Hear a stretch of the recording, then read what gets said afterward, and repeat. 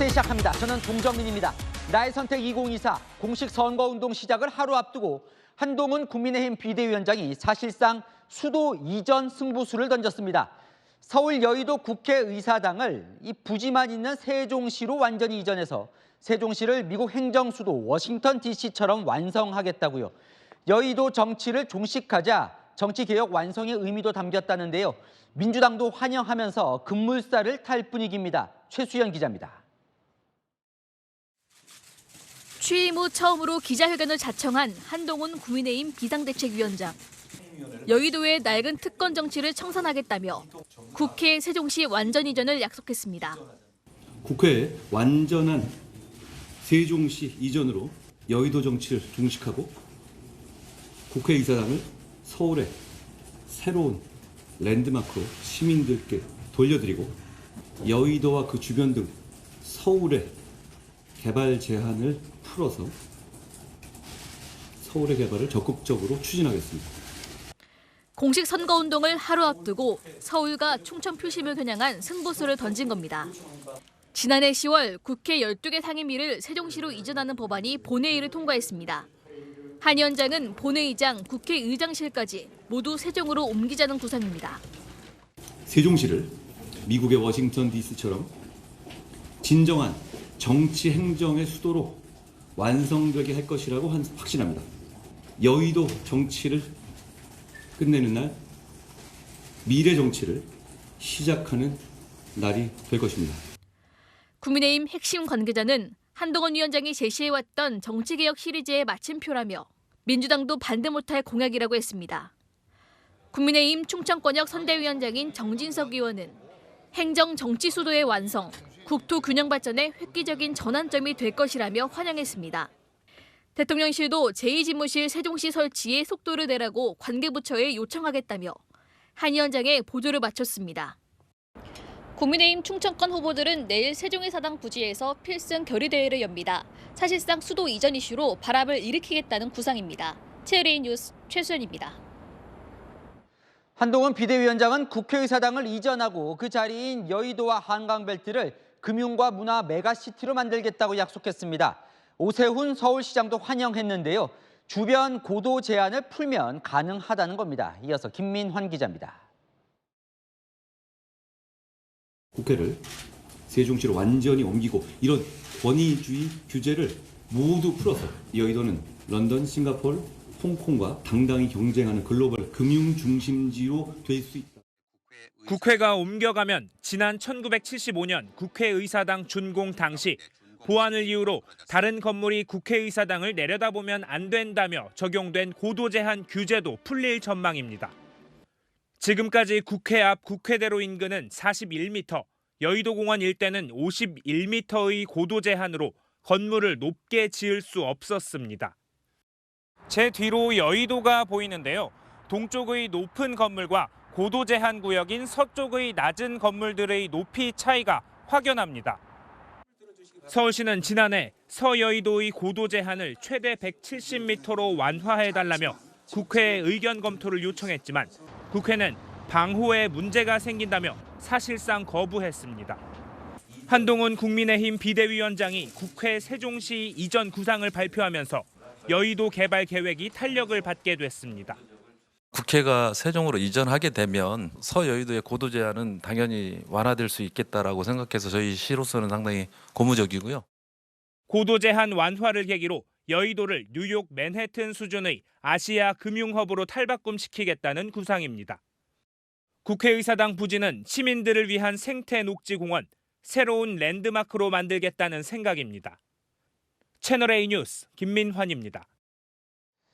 자, 이제 이걸 따져봐야겠죠. 세종시 국회 이전 총선용으로 그냥 하는 말인지 아니면 진짜 가능한 건지. 그 핵심은 이 국회 완전 이전이 국회법 통과만으로 가능한 거냐 아니면 개헌까지 해야 할 사항이냐 이거입니다. 이현재 기자가 따져봤습니다.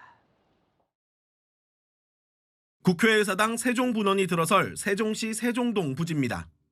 19만 평으로 여의도 국회의사당 부지보다 2배 가까이 넓어 국회 본원과 관계기관을 모두 수용할 수 있습니다. 국민의힘은 국회법만 개정하면 이전할 수 있다고 말합니다. 국회 분원을 세종의사당에 둔다고 한 현행법을 국회 본원을 세종의사당으로 한다는 식으로 고치겠다는 겁니다. 대통령실을 옮기지 않기 때문에 대통령과 의회가 있는 서울을 수도로 한다는 관습헌법 적용 대상도 아니라는 게 국민의힘 설명입니다. 수도란 결국은 통수권자가 있는 어떤 곳이다. 국회의 완전한 이전이 반드시 헌법 개정사항은 아니다. 하지만 법조계에서는 헌법재판소의 2004년 행정수도 이전 위헌 판결을 근거로 헌법 개정 사항이라는 주장도 나옵니다. 헌법 개정 사항인 수도 이전을 위와 같은 헌법 개정 절차를 밟지 아니하고 국민투표권의 행사를 배제한 것이므로 그 권리를 침해하고 있다. 한 헌법학자는 채널A에 당시 헌재는 대통령뿐 아니라 국회도 수도 구성의 필수 요소로 못 박았다며 국회 전체를 옮기려면 헌법 개정이 필요하다고 말했습니다. 김종민 새로운 미래 공동대표는 개헌 사항이라고 했지만 김민석 민주당 종합상황실장은 여야가 합의하면 돌파구가 열릴 것이라며 국회법으로 가능하다는 입장을 보였습니다. 채널A 뉴스 이현재입니다.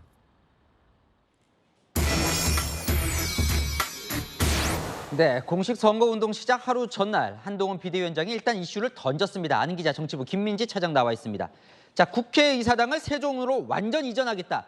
약간 깜짝 기자회견으로 봐도 되는 거죠? 맞습니다. 어젯밤에 오늘 아침에 긴급 기자회견을 하겠다고 예고를 했습니다. 취임 후에 첫 한동훈 위원장의 기자회견이라서 기자들도 그 내용에 관심이 컸는데요. 이 세종시를 미국의 워싱턴 DC처럼 진정한 정치 행정의 수도로 완성하게 될 것이라면서 국회 이전을 들고 나온 거죠. 여러 가지 판세가 좀 불리한 상황에서 공식 선거운동 시작 전날 일단 정책 승부수를 던졌다, 이렇게 볼 수 있을 것 같습니다. 자, 많은 이슈가 있었을 텐데 왜 이걸 던졌을까요? 당에 물어보니까요, 급조한 건 아니고 한 달 전부터 검토했던 것이라고 하더라고요. 여러 가지 안 중에 서울과 충청의 표심을 동시에 공략할 수 있는 윈윈 정책이라고 판단했다는 겁니다. 먼저 서울에는 개발을 약속했죠. 한동훈 위원장, 국회가 있는 서여의도가 반세기 동안 75m 고도 제한에 묶여 있었다면서 권위주의적인 규제를 모두 풀겠다고 약속했습니다. 말 그대로 서울의 노른자 땅인 여의도와 그 주변에 개발 제한을 풀어서 파리의 오르세 미술관 같은 전시관도 들여오고 높은 빌딩의 금융 허브도 만들고 한강 벨트를 개발해서 시민들에게 돌려주겠다는 겁니다. 세종시로 이전하다 보니 충청도 시민들도 관심이 많을 것 같습니다. 네, 사실 이번 선거에서 충청을 관통하는 마땅한 대형 이슈가 없었던 것도 사실인데요. 국민의힘 내부적으로는 충청 표심이 박빙인 상황에서 세종시를 워싱턴 DC처럼 만들겠다는 공약은 표심을 흔들 거라는 판단입니다. 국민의힘 관계자에게 물어보니까요, 국회가 세종시로 가게 되면 국회의원이나 보좌관들도 세종에 살고 또 당사도 다 세종으로 옮기는 것이라면서 충청 지역에 활력을 줄 것이란 기대감을 보였습니다. 대통령실도 바로 입장을 냈어요. 맞습니다. 대통령 제2집무실을 세종시로 설치하겠다는 게 대통령의 공약이었거든요. 대통령실도 오늘 오후에 이 세종시 설치에 속도를 내라고 관계기관에 지시하면서 한 위원장에게 힘을 보탰습니다. 그래서 김 차장 보기에는 이번 총선의 파급력이 어느 정도 될 것 같습니까? 일단 국민의힘은 내심 20년 전 파괴력을 기대하는 분위기입니다. 2002년 당시 이 노무현 대통령 후보가 수도를 충청으로 옮기겠다는 공약을 냈고 이후 대선을 치렀죠. 3개월 뒤 있은 대선에서 이 노무현 대통령 충청에서 보시는 것처럼 과반을 얻으면서 당선이 됐고요. 이후 이명박, 박근혜 정권까지 10년 가까이가 이 충청 지역 최대 이슈가 이것이었습니다. 하지만 일각에서는 어차피 지난해 10월 국회의 상당수가 내려가기로 한 법이 통과된 이상 더 큰 파괴력은 없을 거라는 관측도 있습니다. 국민의힘 핵심 관계자는 이런 기대도 나타내더라고요. 그동안 수세에 좀 몰려 있었는데 한 위원장이 주도할 수 있는 새 이슈를 던졌다는 것만으로도 반전의 기회가 생겼다고 하더라고요. 자, 민주당이 어떻게 나올까도 관심인데 네. 이 제안에 환영한다, 화답을 했어요. 맞습니다. 민주당은 환영을 하면서 얼마든지 언제라도 논의하자고 했습니다. 민주당이 먼저 추진했던 것이라면서 오히려 소극적이었던 국민의힘이 방향을 선회한 것이라고 더 공세적으로 나섰습니다. 만약 이것을 반대할 경우에 충청 표심의 악영향이라는 분석이겠죠. 내부 이야기를 들어보면요, 복잡한 속내도 더 엿볼 수가 있는데요. 그동안 이것은 민주당이 주도했던 이슈인데 이번에 주도권을 뺏긴 측면도 있으니까요. 그래서 총선용 공약이 아니냐라는 공격도 동시에 하고 있습니다. 이재명 대표가 선거에 이기면 하겠다라는 건 국민을 기만하는 행위라고 비판한 것도 이와 같은 맥락입니다. 자, 그래서요. 어쨌든 이 여의도에 있는 국회가 정말 충청으로 내려갈 수 있는 거예요? 그것은 아직 확신할 수는 없습니다. 지난 대선 여야 후보 모두의 공약이었지만 안 지켜졌으니까요. 하지만 당사자인 여야의 국회의원들이 총선 공약으로 내건 이상 가능성은 더 커졌다고 봐야 할 것 같습니다. 네, 김민지 차장은 잠시 후에 또 이야기 나눠보겠습니다. 자, 민주당의 총선 전략이 바뀌는 걸까요? 범야권 200석, 말도 꺼내면 안 된다며 손살에 치는 분위기였는데 가야 할 목표라는 분위기로 조금씩 바뀌고 있습니다. 내부적으로 과반이 가능하다고 보고 이 기세를 몰아 대통령 거부권을 무력화시킬 수 있는 200석을 모으자는 분위기가 감지됩니다. 김유빈 기자입니다. 더불어민주당에서 야권에 200석을 달라는 공개 발언이 나왔습니다. 진성준 의원은 민생개혁 입법들이 대통령 거부권에 의해 국회로 다시 넘어와 부결되는 상황이라며 법안 추진을 위해 그런 의석수를 달라는 건 당연하다고 말했습니다. 국회에서 의석 200석 이상의 경우 대통령 거부권을 무력화시킬 수 있고 대통령 탄핵소추안도 추진할 수 있습니다. 그동안 일당도 쉽지 않다고 해왔던 전략을 정권을 심판하겠다며 총선 압승을 강조하는 전략으로 수정하려는 조짐도 보이고 있습니다. 민주당 선거대책위원회는 대통령이 인사권을 갖는 1만여 명에 대한 검증권을 국무총리에게 넘기고 영부인의 국정관여를 근본적으로 차단하는 법 개정도 추진하겠다고 밝혔습니다. 대통령 비서실법을 만들어서 대통령실 또 대통령 부인의 국정 관여에 대한 문제가 제기되는 것을 근본적으로 차단하도록 하겠습니다. 범야권 200석 주장 이면에는 현재 판세로 압도적 승리가 가능하다는 자신감도 깔려 있습니다. 선대위 핵심 관계자는 판세가 과반 이상 당선이라는 목표에 근접하고 있다며 심판론 확산이 최우선 전략이라고 말했습니다. 채널A 뉴스 김유빈입니다. 범야권 200석 연장선상에서 조국혁신당과 민주당도 한층 가까워지는 분위기입니다. 민주당은 교섭단체 기준을 완화하겠다고 했고 조국 대표는 민주당의 단독 과반을 환영한다고 했습니다. 배두헌 기자입니다. 몰빵 13 유사단의 출정을 축하해 주시기 바랍니다. 4.10 총선! 몰빵! 조국혁신당의 지역구는 민주당, 비례는 조국혁신당을 찍어달라는 지민 비조에 몰빵론으로 맞서고 있는 민주당. 하지만 조국혁신당 대표는 민주당 단독 과반론에 긍정적인 반응을 보였습니다. 민주당이 독자적 과반수 되는 거 전 좋은 일이라 생각합니다. 이를 두고 민주당의 몰빵론에 귀패론으로 맞서던 견제 기조를 누그러뜨린 것 아니냐는 해석이 나왔습니다. 몇 시간 뒤 민주당도 조국혁신당이 반길 총선 공약을 발표했습니다. 교섭단체 구성 요건을 인하하겠습니다. 양당의 극한 대립을 완화하는 완충 역할이 커질 것이다 이렇게 기대합니다.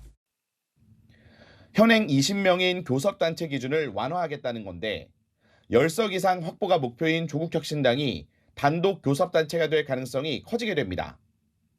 단독 교섭단체가 되면 국고보조금도 크게 늘어납니다. 단독 교섭단체는 국고보조금의 50%를 우선적으로 나눠갔습니다. 조국혁신당 관계자는 대환영이라며 양당이 서로 도움되도록 기조를 가져가야 한다고 말했습니다. 민주당 핵심 관계자도 우리의 우군이라는 점을 분명히 했습니다. 범야권 200석을 위한 사실상 전략적 연대로 양측이 나선 것 아니냐는 해석이 나옵니다. 채널A 뉴스 배두원입니다.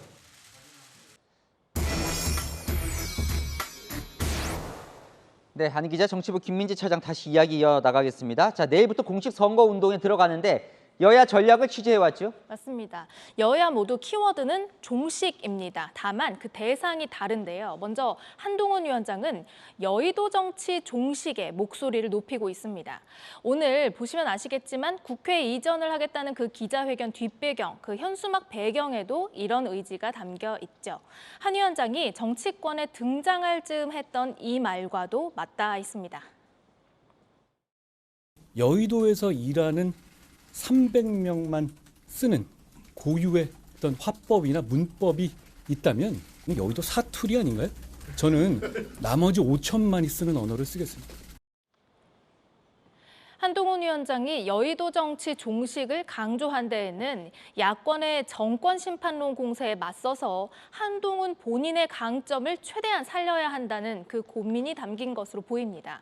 한 위원장 취임하면서 총선 불출마를 선언하면서 정치개혁을 약속했죠.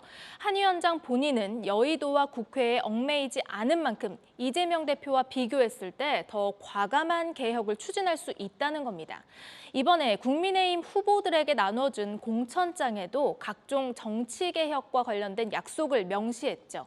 한 위원장 선거날까지 이런 정치개혁에 대한 목소리를 매일매일 내겠다는 생각입니다. 그러니까 가장 잘 할 수 있는 걸 하겠다는 거죠. 네, 여의도 정치 종식. 그러면 민주당은 뭘 종식하겠다는 겁니까? 민주당은요, 윤석열 정치를 끝내겠다라는 입장입니다. 선거날까지 가져가야 하는 게 민주당으로서는 바로 정권 심판론이죠.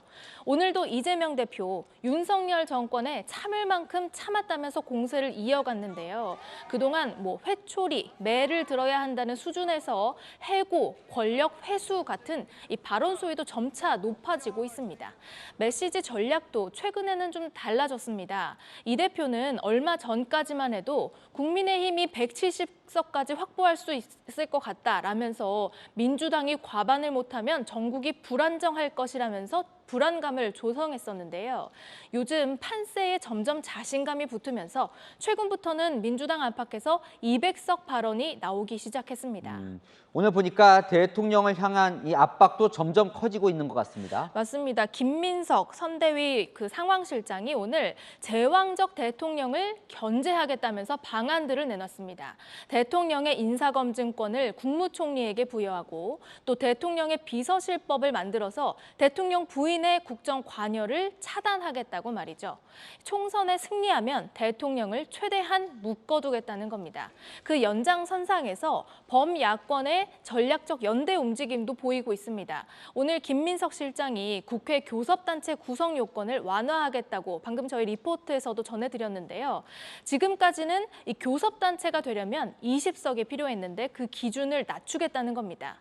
물론 김 실장은 원론적인 말이라고는 했지만 사실상 현 상황에서 10석 이상을 노리는 조국혁신당이 제일 반가워할 얘기겠죠. 조국혁신당 측에 물어봤는데 이 교섭단체 의석 수를 낮춘다면 10석 플러스 알파 정도가 되지 않겠느냐면서 반기는 분위기더라고요. 자, 윤석열 정치 종식이 목표라면 범야권 200석. 이게 목표, 가장 최선의 목표겠죠. 그렇습니다. 범야권이 20석이 되면요, 야당이 많은 것을 할 수가 있게 됩니다. 200석이 되면 일단 헌법 개정도 가능하고요. 탄핵 소추안을 의결할 수도 있습니다. 특히 대통령의 거부권 행사도 무력화시킬 수 있는 건데요. 현재 국민의힘이 소수당인 상황에서 민주당이 입법을 밀어붙일 때 여권에서 유일하게 방패 수단으로 삼는 것이 바로 대통령에게 거부권 행사를 건의하는 것이었죠. 지금까지 양곡법이나 노란봉투법, 방송 3법, 이태원 참사 특별법 등이 그랬는데요. 민주당이 총선에서 승리하고 야권을 결집한 뒤에 이 마지막 수단까지 무력화시키게 된다면 여당은 물론 대통령의 손발까지 꽁꽁 묶는 셈입니다. 그러니까 사실상 식물 정부가 된다는 말이 거기서 나오겠네요. 맞습니다. 내일부터 여야의 이 서로 다른 종식 프레임으로 선거운동이 치러질 텐데요. 누구의 어떤 종식에 국민이 호응할지는 지켜봐야 할 것 같습니다. 네, 잘 들었습니다. 아는 기자 김민지 차장이었습니다. 원희룡 국민의힘 공동선대위원장이 수도권에서 무제한으로 쓸 수 있는 교통정액권, 수도권 원패스 공약을 발표했습니다. 이재명 민주당 대표는 국립대 등록금 전액 무상 지급과 출생 기본소득으로 맞불을 놨습니다. 김태림 기자입니다. 원희룡 국민의힘 공동선대위원장은 오늘 수도권 원패스를 추진하겠다고 발표했습니다. 서울, 인천, 경기에서 사용할 수 있는 무제한 교통 정액권을 도입하겠다는 겁니다. 기후 동행 카드라는 이름으로 무제한 교통 정액권을 시행하고 있습니다. 이를 수도권 전체로 확대해서 수도권의 출퇴근을 싸고 편리하게. 고물가 시대에 정부 지원으로 원패스 가격을 한시적으로 낮추는 안도 검토하고 있습니다. 한동훈 국민의힘 비대위원장도 인천발 KTX, GTX 구축에 속도를 내겠다고 강조했습니다. 인천의 교통 격차 해소에 집중할 겁니다. 주요 도시를 잇는 교통혁명을 통해서 교통의 상전벽해를 이루고 인천을 다시 대한민국의 중심으로 돌려놓겠습니다. 국민의힘의 인요한 선대위원장도 개양을을 찾으며 총력 지원에 나선 가운데 최근 나온 여론조사 접전입니다. 이재명 대표 46%, 원희룡 위원장 42%로 오차 범위 냅니다. 이재명 대표는 국립대 등록금 무상 지원과 출생 기본소득, 월 20만 원 지급 등 기본사회 공약으로 맞불을 놨습니다. 국립대와 전문대는 전액 무상으로 4년제 사립대는 반값 등록금을 실현하겠습니다. 이 대표는 개양 테크노밸리 신도시, 주거환경 개선 등 개양을 맞춤 공약을 내놓기도 했습니다. 오늘도 충북 일정을 마친 뒤 지역구 개양으로 복귀해 내일 공식 선거 유세를 준비할 예정입니다. 채널A 뉴스 김태림입니다. 네, 공식 선거운동 시작을 하루 앞둔 오늘 한동훈 국민의힘 비대위원장은 격전지인 인천과 수원으로 가서 지지를 호소했습니다. 이재명 더불어민주당 대표는 캐스팅보트 지역이죠. 충청에서 지원 유세에 나섰는데요. 마크맨 안보겸 이세진 기자가 다녀왔습니다. 공식 선거운동 하루 전 한동훈 국민의힘 비상대책위원장이 선택한 곳은 인천과 경기입니다. 선거 막판 변수가 될 수 있는 입조심을 당부했습니다.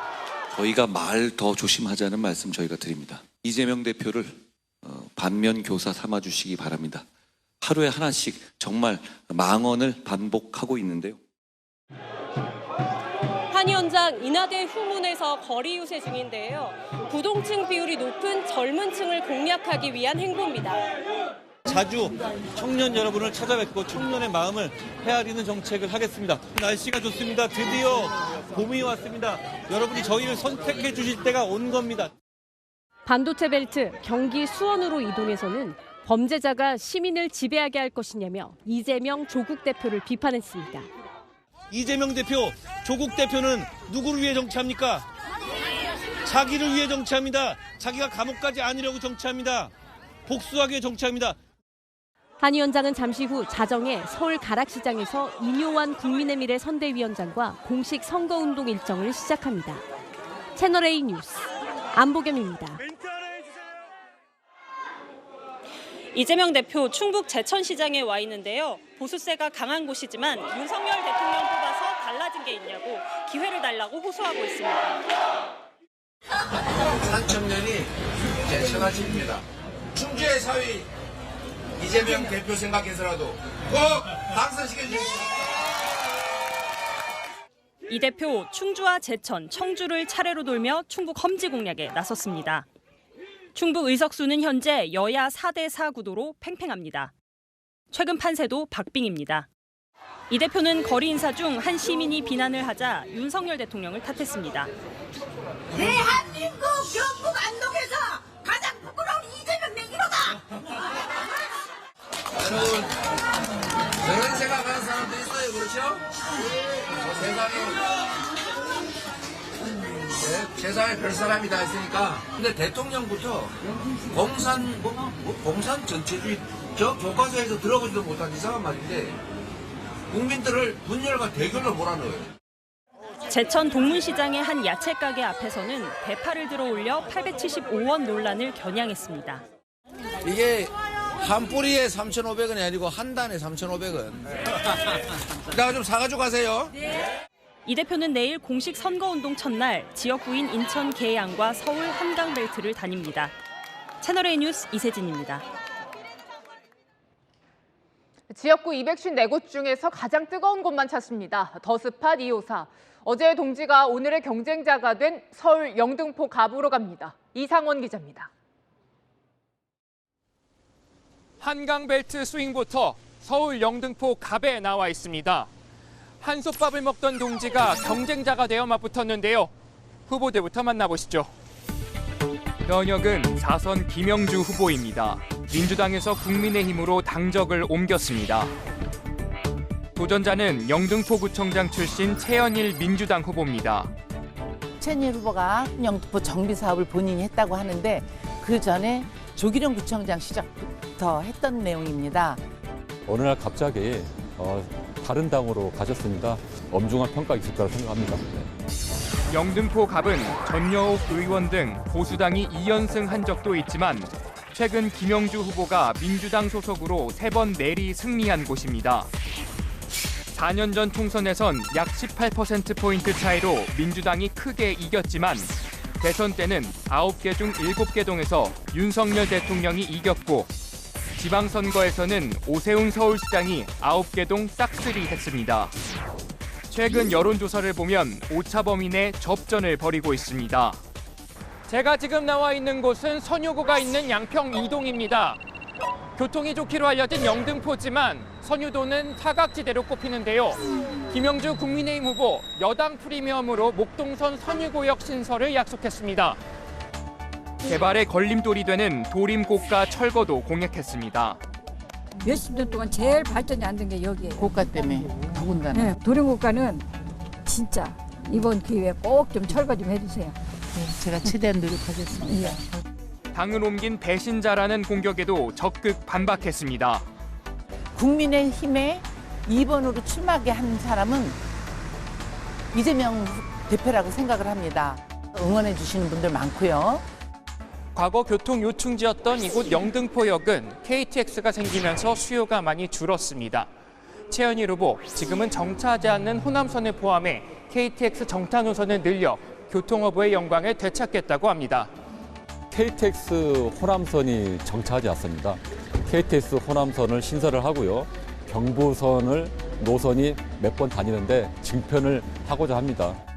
최 후보는 문화시설이 전무한 신길 3동에도 공을 들이고 있습니다. 문화 공간이 좀 많아졌으면 좋겠고요. 네.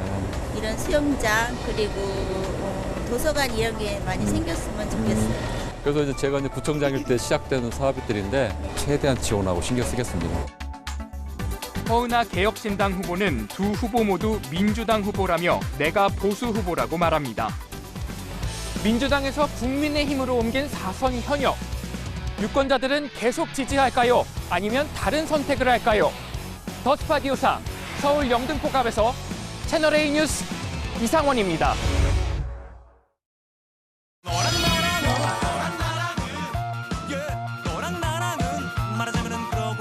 네, 윤수민 기자와 여랑야랑 시작합니다. 첫 번째 주제 시작합니다.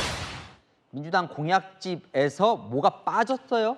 네, 바로 이 비동의 간음죄입니다. 민주당이 이번 총선 이 10대 공약에 이 비동의 간음죄 추진을 담았었는데요. 실무적 착오였다며 빼버리는 황당한 일이 벌어진 겁니다. 비동의 간음죄 부분은 당 내에서도 의견이 있어서 공약으로 포함되기는 좀 무리 아니냐, 실무적 착오로 포함된 걸 확인했다는 말씀을 드리고요. 네, 이게 공약집인 것 같은데 그 공약집에 실렸는데 이게 착오였다는 거죠. 네, 민주당이 중앙선관위에 제출한 공약집 153페이지를 보면요. 맨 윗줄에 강간죄의 구성 요건을 동의 여부로 개정하겠다. 즉, 이 비동의 간음죄를 도입하겠다고 되어 있습니다. 조금 더 자세하게 설명을 해주겠습니까? 비동의 간음죄, 이게 뭐가 문제인 거예요? 비동의, 그러니까 이 동의하지 않은 성관계는 강간죄로 처벌받을 수 있다는 건데요. 이 현행법상 폭행이나 협박이 있어야 강간죄가 인정이 되는데 비동의 간음죄는 피해자의 동의 여부에 초점을 맞춰 동의가 없었다면 강간죄가 성립됩니다. 이게 아주 커뮤니티에서 시끌시끌 하던데 민주당은 그래서 왜 뺀 거예요? 네, 일단 앞서 다른 당에서 이런 우려가 제기됐습니다. 확실하게 상호 동의를 확인하지 않고 관계를 맺었다가 나중에 한쪽이 사실은 나 그때 하기 싫었는데 억지로 한 거야 라고 주장하고 결국 강간으로 규정될 심각한 위험성이 원래 입증 책임은 검사한테 있잖아요. 그런데 사실상의 입증 책임이 혐의자에게 전환되게 될 겁니다. 민주당 지지층에서조차 여성만 고려한 공약이라며 젠더 갈등이 터져 나왔습니다. 사실 선관위에 제출하는 공약집인데 이미 제출한 거고 이게 실수라는 건 참 이례적이긴 합니다. 네, 그래서 국민의힘은 이런 이유로 실수가 아니라고 주장합니다. 그건 실수일 수가 없습니다. 왜냐하면 이런 공약을 낸 것이 민주당이 이 공약을 낸 것이 처음이 아니기 때문입니다. 지난번에도 냈습니다. 네, 그래서 지난 총선 공약집 확인해 봤더니 202페이지에 비동의 간음죄 도입을 검토하겠다는 내용이 있었습니다. 네, 다음 주제 보겠습니다. 자, 뭘까요? 네, 여랑야랑이 섞어 앉는다? 네, 민주당이 오늘 본회의장 섞어 앉기를 제안했는데요. 싸우지 않는 국회를 만드는 작지만 확실한 방안이라는 겁니다. 의석 배치를 현재와 같은 정당별 나눠 앉기가 아니라 가나다순 여야 의원 섞어 앉기로 개선하겠습니다. 적어도 본회의장과 상임위원회 장에서 말싸움은 현저히 줄어들고. 자, 저러면 안 싸울까요? 일단 정당별로 모여 앉는 게 지금 익숙해요. 네, 여야가 섞어 앉은 적도 있었는데요. 21대 국회 첫 본회의 땐 당시 정의당 심상정 의원이 민주당 의원들 사이에 앉았고요. 또 다른 자리엔 아랫줄은 민주당, 윗줄에는 당시 미래통합당 의원들이 앉았습니다. 근데 저 때는 왜 그랬던 거예요? 네, 국회 개원하고 열리는 첫 본회의는 공직선거법에 따라 지역별로 나눠 앉거든요. 이날 이후 여야가 협상을 해서 1당이 중앙, 2당이 오른쪽, 나머지 교섭단체가 왼쪽에 앉게 된 겁니다. 네, 그리고 나서는 막 고함치는 모습이 우리에겐 익숙하죠. 네, 과거엔 소수당도 같은 제안을 했었습니다. 여야가 섞여서 자리함으로써 실질적으로 바로 소통과 대화가 바로 옆자리에서 될 수 있는 그런 구조로. 2016년엔 상임위별로 앉자는 방안이 나왔는데 결국 여야 합의가 안 됐습니다.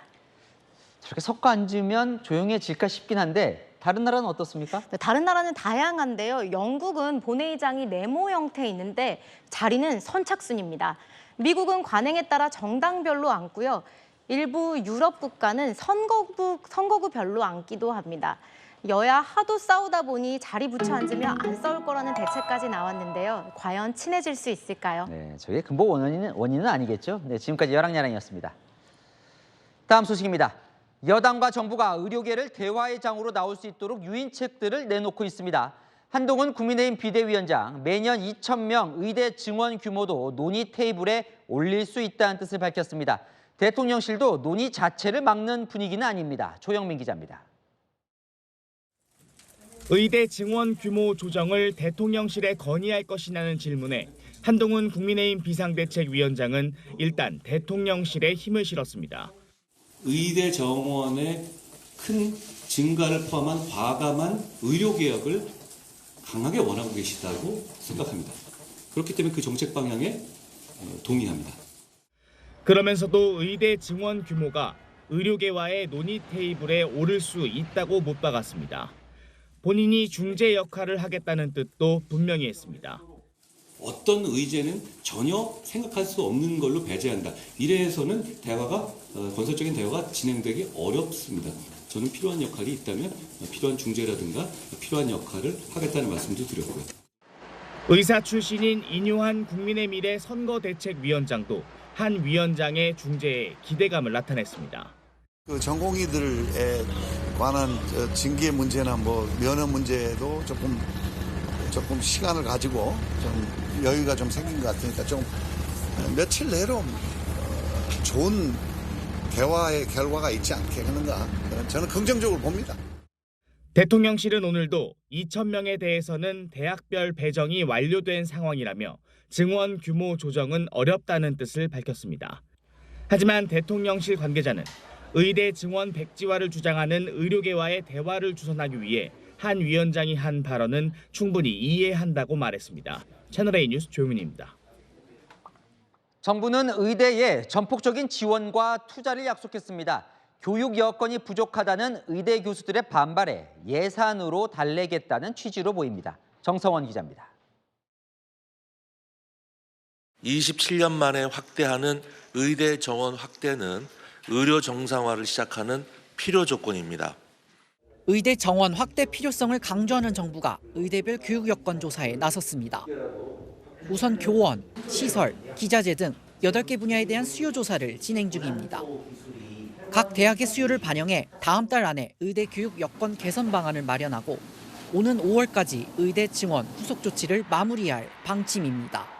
이번에 수요 조사하는 것은 이제 구체적으로 예산에 담을 것이기 때문에 증원 요구할 때의 계획보다는 조금 더 상세하고 구체적인 계획을 받을 것으로. 정부는 당장 내년도 예산안에 필수 의료와 의대 교육 여건 개선 예산을 반영하기로 했습니다.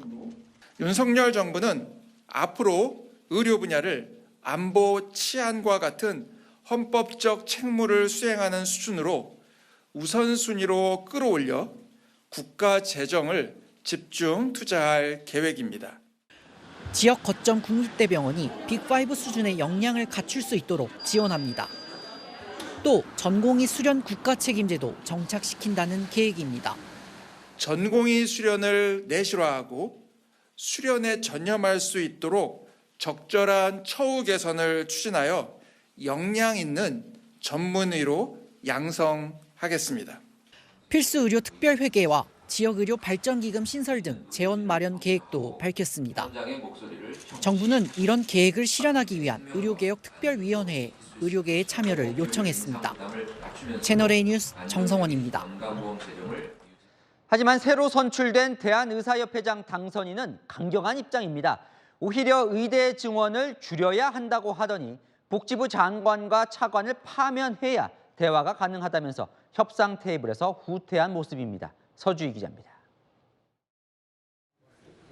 당선 전부터 의대 정원 확대가 아닌 축소를 주장했던 이면택 대한의사협회 회장 당선인.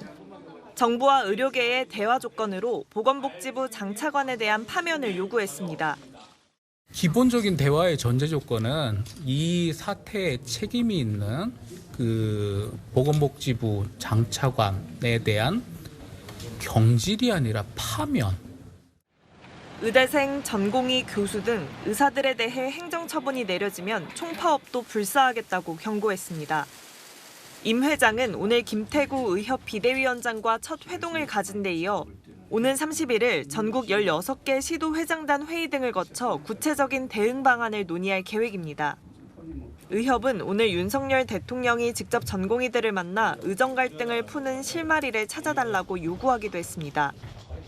윤석열 대통령께서 직접 이해 당사자인 전공의들과 만나 현상의 타개를 위한 협의를 진행하여 문제 해결의 실마리를 마련해 주실 것을 간곡히 당부드립니다. 오는 5월 1일부터 임기가 시작되는 이면택 당선인은 이르면 다음 주 인수위를 꾸리고 의료계 단일 창구로서 전열을 정비할 것으로 보입니다. 채널A 뉴스 서주입니다. 네, 한밤중 경찰의 정차 경고를 무시하고 아찔하게 역주행하는 차량. 잡고 보니 역시나 만취운전이었습니다. 김대욱 기자입니다. 좌회전 차로에 서 있는 1톤 트럭. 신호가 바뀌자 그대로 직진해 맞은편 차선을 달리기 시작합니다. 추격하는 순찰차와 중앙분리대를 사이에 두고 숨바꼭질이 벌어집니다. 거듭된 정지 신호에도 잠시 속도를 줄이는가 싶더니 그대로 달아납니다. 4km 넘게 달아나다 결국 경찰에 붙잡힌 트럭 운전자. 혈중 알코올 농도 0.179%로 면허 취소 수준의 만취 상태였습니다. 좌회전해야 되는데 그냥 직진해버리니까 사고를 했는데 계속 가는 거죠. 경찰은 운전자를 입건하고 음주운전을 한 경위 등을 조사하고 있습니다. 깜깜한 밤, 승용차가 빠른 속도로 국도를 역주행합니다. 경찰의 정차 유도에도 아랑곳하지 않습니다. 자칫 마주오는 차량들과 부딪히면 큰 사고로 이어질 뻔한 상황. 순찰차 한 대가 트래픽 브레이크를 발동해 정주행하던 차량들을 멈춰 세웁니다. 다른 순찰차는 3km가량을 뒤따라가다 역주행 차량 앞을 가로막아 세우는 데 성공합니다. 역주행하던 차량 운전자는 50대 남성. 혈중 알코올 농도가 면허 취소 수준의 만취 상태였습니다. 자신이 역주행하는지도 모르고 10km 가까이 차를 몬 것으로 드러났습니다. 정방향에서 진행하는 차를 차선을 다 막아가지고 차를 중단하게 된 겁니다. 역주행하고 있다는 사실조차도 모르더라고요. 경찰은 운전자를 음주운전 혐의로 불구속 입건했습니다. 채널A 뉴스 김대욱입니다. 비탈길에서 차량 기어를 중립에 두고 주차했다가 차가 뒤로 밀려서 5m 난간 아래로 추락했습니다. 경사진 곳에 주차할 땐 미끄러지는 일이 없도록 안전조치 반드시 해야겠습니다. 송진섭 기자입니다.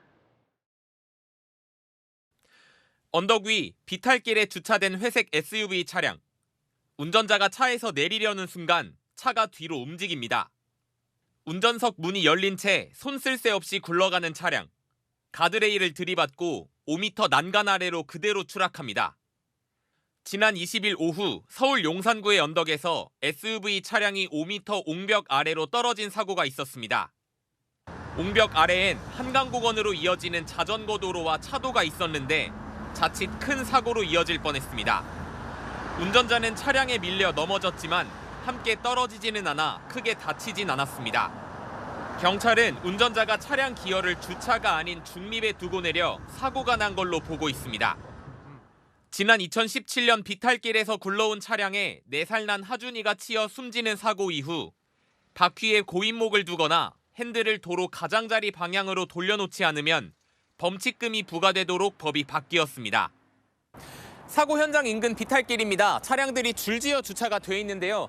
20대 중에 고인목을 설치하거나 핸들을 돌려놓은 차량은 한 대도 없습니다.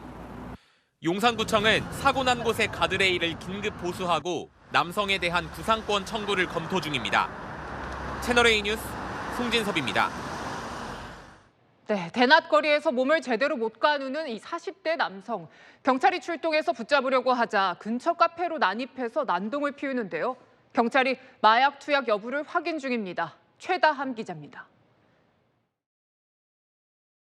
흰색 상의를 입은 남성이 몸을 흐느적거리며 도로 한가운데로 걸어 나옵니다. 그렇게 한동안 거리를 배회합니다. 이때 순찰차 2대가 다가오자 남성은 맞은편 카페로 성큼성큼 걸어갑니다. 경찰도 다급하게 남성을 뒤따라갑니다. 잠시 뒤 경찰 5명이 남성을 붙들고 나오더니 순찰차에 태웁니다. 어제 저녁 6시 20분쯤 이상한 행동을 하는 남성이 있다는 신고가 경찰에 접수됐습니다. 경찰차가 여기서 앞에다 주차해놓고 뛰어가셔갖고 손님들이 막 칼부림이랑 하는 거 아닌가요? 카페로 달아난 남성은 체포하려는 경찰의 얼굴을 때리고 멱살을 잡는 등 몸싸움을 벌이다 가게 안 진열대도 부쉈습니다. 호랑이 많이 들어와서 저기 있는 걸 다 무너졌습니다. 원래 세차는 애들이 잘못하는 경우가 많습니다. 경찰은 40대 남성을 공무집행 방해 등의 혐의로 체포했습니다. 경찰은 남성이 술 마신 상태는 아니었던 걸로 보고 마약 투약 여부 등을 조사하기 위해 국립과학수사연구원에 정밀검사를 의뢰했습니다. 채널A 뉴스 최다함입니다. 경찰이 전 프로야구 선수 오재원 씨의 수면제 대리 처방을 도운 걸로 의심되는 전현직 선수 3명에 대한 조사에 들어갔습니다. 이들 중엔 오 씨가 몸담았던 구단의 현역 선수도 포함되어 있습니다. 최재현 기자의 단독 보도입니다. 마약 투약과 대리 처방 혐의로 지난주 구속된 전 프로야구 선수 오재원 씨. 마약은 언제부터 투약하신 겁니까? 선수 쉴 때도 하신 건가요? 경찰은 수면제를 대리 처방받아 오 씨에게 전해준 것으로 의심되는 전현직 프로야구 선수 3명에 대해 조사를 시작했습니다. 조사 대상에는 오 씨가 몸담았던 구단의 현역 선수도 포함된 것으로 알려졌습니다. 오 씨가 주로 복용한 수면제 스틸녹스는 중독성이 강해 한 번에 최대 28일분까지만 받을 수 있습니다. 하지만 이보다 많은 양이 필요해진 오 씨가 선배 요구를 거부하기 어려운 후배 선수들에게 대리 처방을 부탁한 것으로 보입니다. 이는 의료법과 마약류관리법 위반 등으로 처벌받을 수 있습니다. 일단 경찰은 오 씨 사건부터 검찰에 넘긴 뒤 대리 처방 선수들을 집중 조사할 계획입니다. KBO 역시 다음 달부터 진행되는 선수 부정행위 집중 면담 기간 때 대리 처방 연루 여부에 대해서도 주의 깊게 들여다볼 방향입니다. 오재원 사건으로 불거진 프로야구 대리 처방 파장이 어디까지 튈지 알 수 없는 상황입니다. 채널A 뉴스 최재현입니다. 네, 대형 선박과 충돌에 붕괴된 미국 볼티모어 교량 소식입니다. 사고 선박이 충돌 직전 긴급 조난 신고를 해서 더 큰 피해를 막을 수 있었는데요. 최주현 특파원이 현장 취재했습니다. 새벽 1시 컨테이너 수천 개를 싣고 볼티모어 항구를 출항한 싱가포르 컨테이너 선박 달리오. 24분 뒤 프랜시스 스코키 다리 근처에서 갑자기 모든 조명이 꺼집니다. 두 번의 정전 뒤 곧 까만 연기가 피어오르더니 그대로 다리에 부딪힙니다.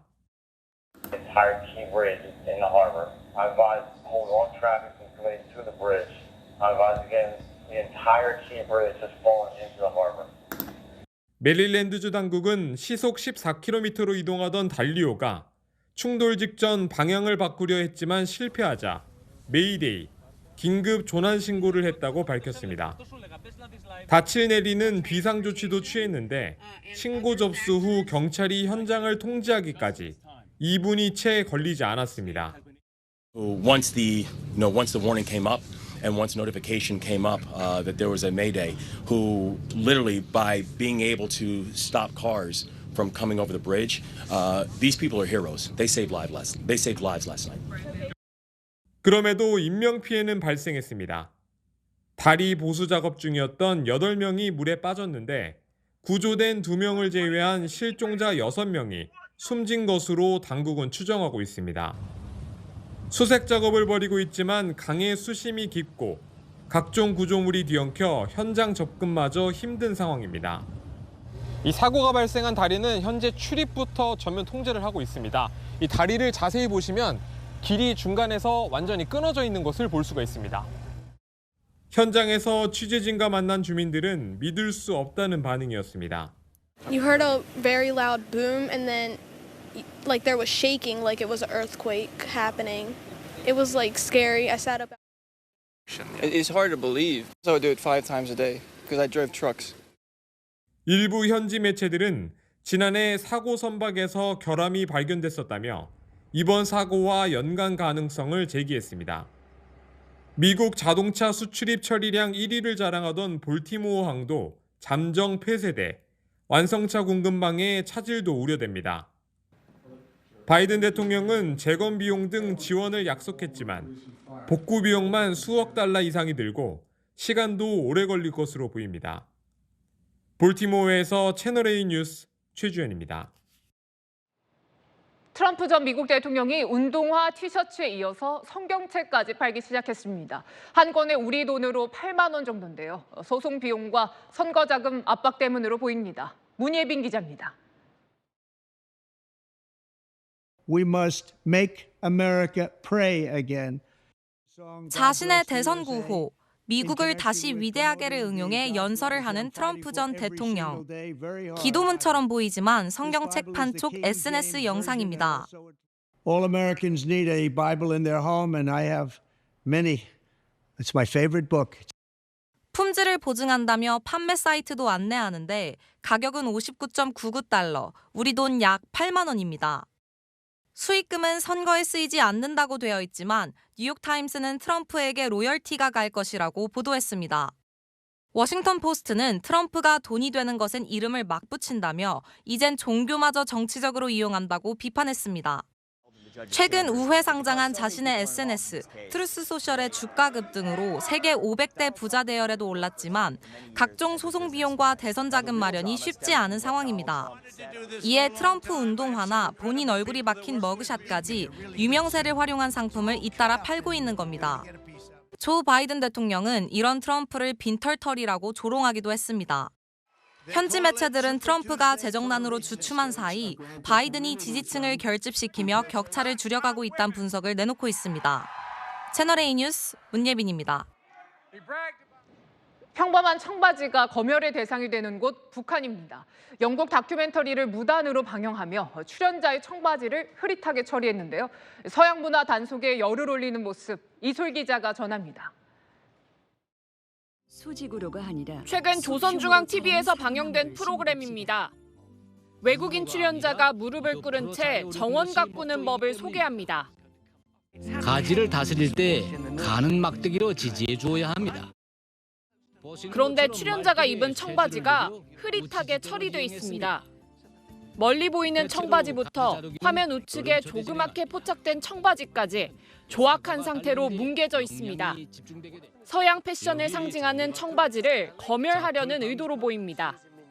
이 영상은 2022년부터 북한이 무단 방영해온 영국 BBC 방송의 원예 프로그램인데 무단 사용도 모자라 청바지까지 멋대로 편집한 겁니다. 그가 썩어 빠진 소년문화 양심에 단단히 뭉쳐졌다는 것을 여실히 보여주고 있습니다. 과거에도 서양이나 남한식 옷차림과 머리를 단속해왔지만 청바지를 대놓고 검열한 것은 이례적이라는 평가가 나옵니다. 최근 더 강화된 한류나 외국 문화 통제 분위기가 반영된 조치라는 해석이 나옵니다. 2020년 이후에 사상 이완을 방지하기 위한 3가지 법이 통과되면서 이전보다 훨씬 민감한 반응, 대처를 강화하는 상징적인 모습이라고 판단됩니다. 최근 북한은 러시아 여행객들에게도 일부 관광지에서 청바지를 입지 말라고 당부한 것으로 알려졌습니다. 채널A 뉴스 이소리입니다. 중국 젊은이들 사이에서 수면 바지 같은 잠옷을 입고 출근하는 게 유행입니다. 월급도 적은데 꾸밀 필요가 없다. 반항의 의미라고 하는데요. 베이징 이윤상 특파원이 보도합니다. 한 여성이 머리를 질끈 묶고 큰 안경을 낀 채 출근합니다. 또 다른 여성은 분홍색 겉옷에 빨간 장갑, 회색 복면 등 어울리지 않는 의상을 출근 복장이라며 뽐내듯 촬영합니다. 수면 바지 위에 양말을 올려 신은 남성은 꾸밀 시간이 없었다며 너스레를 떱니다. 최근 중국 젊은 직장인들 사이에서 유행하는 이른바 혐오스러운 출근 복장들입니다. 털이 달린 옷을 입고 출근한 여성에게 상사가 혐오스럽다고 질책했다는 사연이 알려지자 동년배 젊은이들이 패러디하기 시작한 겁니다. 工资好像也不太值得你每天都那么精致的去怎么说呢？去捯饬吧。我感觉就是也是一个就是感觉可能工作压力太大的一个反应吧。 제가 입은 복장이 대표적인 악신 복장입니다. 이런 복장에 대해 중국 청년들의 불안감이 반영됐다는 분석이 중국 안팎에서 나오고 있습니다. 미래에 대한 불안감을 느끼는 젊은 세대가 일종의 자포자기에다가 이 사회 반항적 요소를 가미한 중국 관영인민일보는 젊은 층의 사회 불만 확산을 경계한 듯 업무 복장은 개인 자유라며 확대 해석을 경계했습니다. 베이징에서 채널A 뉴스 이윤상입니다. 네, 반려동물을 키우는 가구가 늘면서 펫보험에 대한 관심이 커지고 있죠. 치과 치료나 중성화 수술은 보험금 지급 대상이 아닙니다. 펫보험 가입할 때 확인해야 할 것들 신무경 기자가 알려드립니다. 반려동물 가구의 큰 고민 중 하나는 병원비입니다. 기생충 때문에 한 일주일 입원해 있었는데 하루 입원비가 한 30만 원 정도 들었던 것 같아요. 반려동물 병원비는 양육비의 40%를 차지할 정도입니다. 병원비 부담을 덜기 위해 펫보험 가입이 늘고 있지만 약관의 보상 범위는 꼼꼼하게 확인해야 합니다. 펫보험은 생후 2개월부터 10세까지 가입 가능한데 보험료는 연간 최대 60만 원 선입니다. 발치나 스케일링은 보험금 지급이 되지 않습니다. 발치, 스케일링 등 치과 치료나 그다음에 중성화, 수술 등은 보상되지 않으니까 유의하실 필요가 있습니다.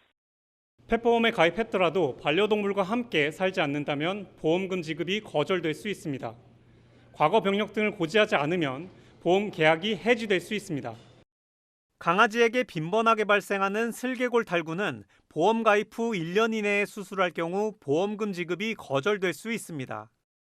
또 수술을 했더라도 생체를 절단하거나 절개하지 않은 경우엔 보험금을 못 받을 수 있습니다. 다른 강아지한테 이제 물림 사고를 당했어서 그것 때문에 통원 치료를 쭉 했었는데 그때 당시 그것도 거의 보장이 안 됐었던 걸로 기억해요. 사람이나 다른 반려견에게 끼친 손해를 보장받거나 장례비를 지원받으려면 특약에 가입해야 합니다. 채널A 뉴스 신무경입니다.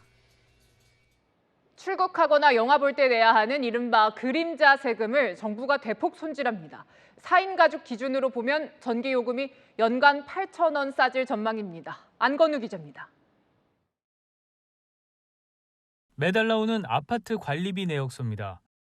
전기요금을 살펴보니 기후환경 부담 명목인 전력산업기반기금이 숨어 있습니다. 전기요금의 3.7%를 차지하는데 정부가 단계적으로 인하하기로 하면서 내년 7월 2.7% 수준까지 떨어집니다. 4인 가구 기준 한 해 요금이 8,000원 정도 낮아집니다. 다른 물가가 다 오르는데 이거라도 내려간다면 그나마 다행인 것 같아요. 항공요금에 포함된 출국 납부금은 4,000원 인하되고 영화 관람료의 3%인 영화진흥기금도 사라져 영화요금은 약 500원 저렴해집니다. 부동산 경기 활성화를 위해 정비사 없이 내는 학교용지 부담금은 폐지하고 개발이익의 20%에 달하는 개발부담금은 한시적으로 감면합니다. 전체 91개 중 32개, 연간 2조 원 규모입니다.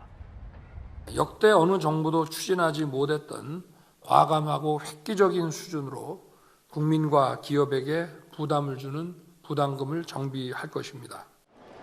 하지만 부담금을 재원으로 하는 각종 정책에 차질을 빚을 거란 우려도 나옵니다. 대체할 만한 재원이 없다면 일반 회계에서 일반 납세자의 돈으로 이제 해야 되는 거거든요. 정부는 시행령 개정으로 가능한 것은 빠르면 7월 시행하고 법 개정 사항은 하반기에 개정안을 국회에 제출할 계획입니다. 채널A 뉴스 안건우입니다. 방송통신위원회는 오늘 채널A에 대해서 4년간의 재승인을 의결했습니다. 방통위는 2020년 재승인 때 부과된 조건을 충실히 이행하려고 노력한 점이 긍정적으로 평가된다고 밝혔습니다. 내일 출근길 작은 우산 하나 챙겨주시면 좋습니다. 전국에 또 봄비 소식인데요. 비는 새벽에 중북부와 남해안부터 시작돼 오전 중에 전국으로 확대됩니다. 이번 비의 특징은요, 영남 해안과 제주에 시간당 20mm의 집중호우가 예상됩니다. 또 동쪽 지역에서는 강풍이 동반됩니다. 비의 양은 남부 내륙에 40mm 안팎, 남해안에는 최대 80mm의 센 비가 예상됩니다. 반면 중북부는 5에서 10mm로 적겠습니다. 비는 저녁이면 대부분 그칩니다. 비구름이 덮이면서 아침 기온이 높아지는데요. 서울이 내일 9도로 오늘보다 4도 정도 높게 시작합니다.